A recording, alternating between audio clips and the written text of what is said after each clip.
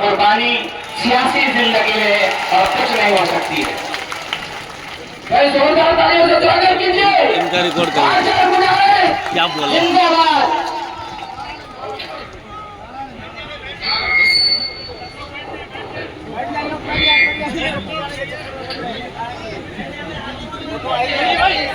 बैठिए बैठिए।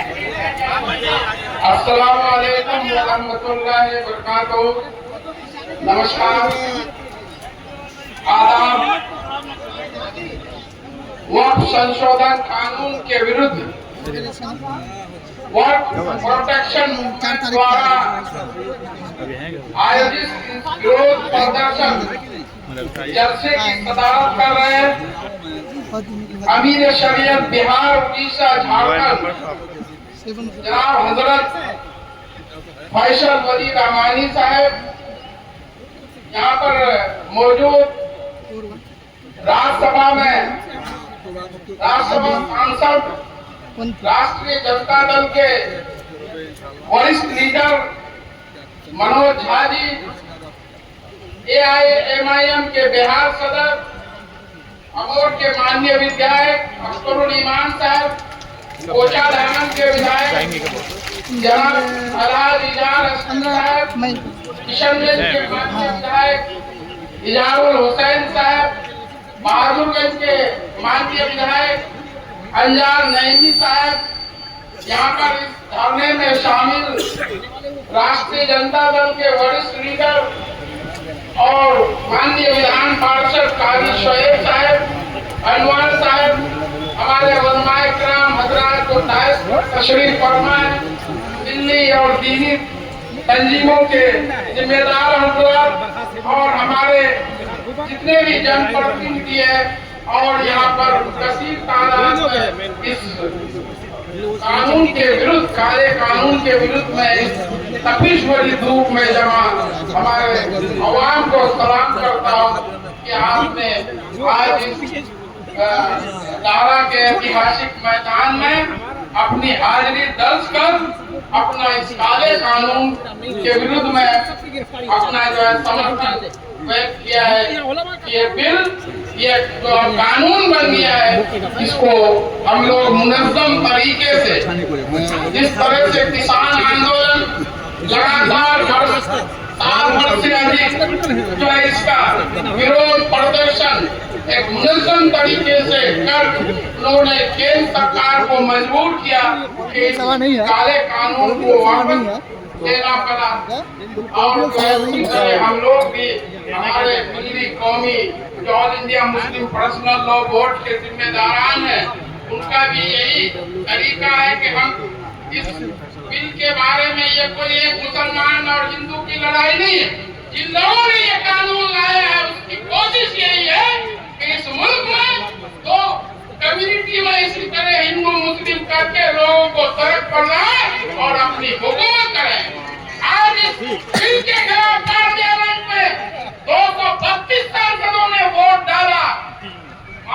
24 सांसद हमारे मुसलमान थे, 93 सांसद थे, दर्जन सांसद भी मुसलमान नहीं थे। इस कानून के खिलाफ सुप्रीम कोर्ट में को अपनी मजबूत दलील देने का काम किया, चाहे कपिल सिब्बल साहब हो, राजीव धवन साहब हो, मनु सिंघवी साहब हो, सीयू सिंह भी हो, सब हमारे जो है गैर मुस्लिम थे। और इस जो कानून के विरुद्ध जो जितने 73 याचिकाएं दायर हुई है, उसकी सुनवाई जो कर रहे थे chief justice Sanjeev Khanna, justice Sanjay Kumar, justice PP Swaminathan, ये तीनों के तीनों गैर मुस्लिम हिंदू थे। इसलिए कोई भी इस तहरीक को, इस आंदोलन को हिंदू मुसलमान बनाने की आपकी विरोधियों की कोशिश होगी, उसके छाते में नहीं आएगा। आपके साथ पूरे हिंदुस्तान का हिंदू, मुस्लिम, सिख, ईसाई जो संविधान पर विश्वास करता है, आपके साथ है। ये संविधान की लड़ाई है। इस कानून के तहत जो B.R. अम्बेडकर का संविधान है, आर्टिकल 14, आर्टिकल 25, आर्टिकल 26 का उल्लंघन किया गया है। किरण रिजिजू जी पार्लियामेंट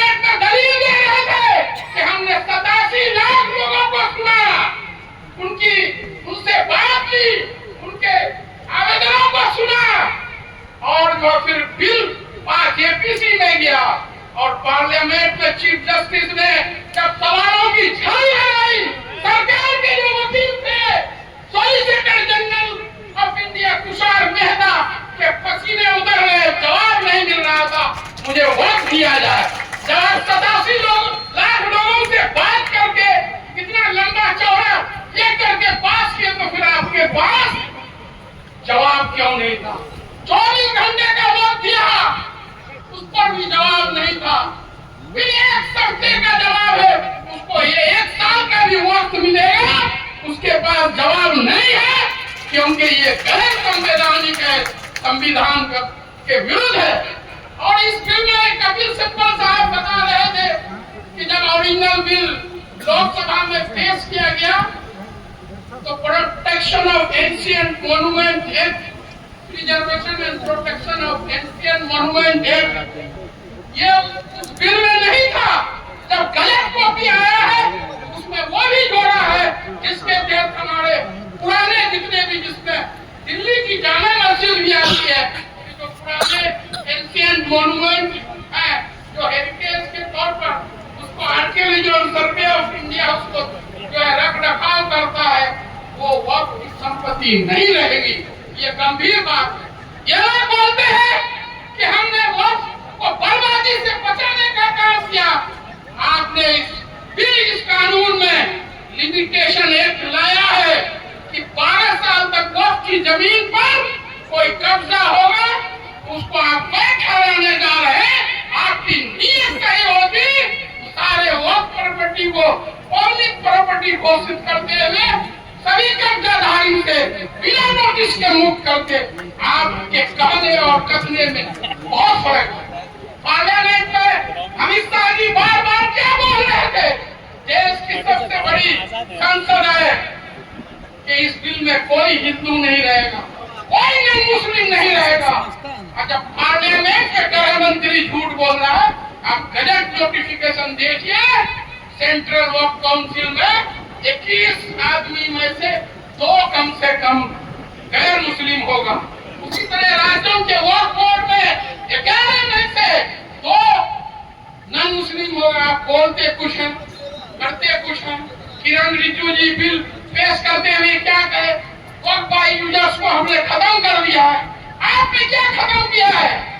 आप मोदी जी बात करते हैं वन नेशन वन लॉ, फिर मुसलमानों के लिए वक्फ का अलग कानून, हिंदू टेम्पल्स के लिए अलग कानून। आप अगर नियत सही होगी, सही मायने में आप वन नेशन वन लॉ लाना चाहते हैं, तो सबके लिए एक कानून, ये अलग अलग कानून नहीं। पिछले दिनों मोदी जी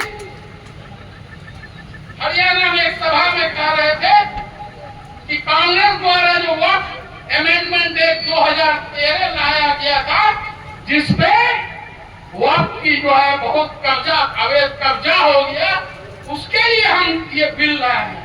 तो 2013 का जो कानून पास हुआ, आप देख लिए मनोज झा जी बैठे हुए हैं और सारे हमारे अमीर शरीयत बैठे हुए, उस कानून में बीजेपी का भी समर्थन हासिल था। वो अगर गलत कानून पास करने के लिए आप कांग्रेस को दोष दे रहे हैं, आपने भी सर्वसम्मति से, उस वक्त अटल बिहारी वाजपेयी जी आपके नेता थे, अडवाणी जी थे, शाहनवाज हुसैन साहब लोकसभा में थे, मुख्तार अब्बास नकवी साहब राज्यसभा में थे। आपको जवाब देना होगा, इतनी बड़ी कुर्सी पर बैठकर आप झूठ बोलने का काम करते।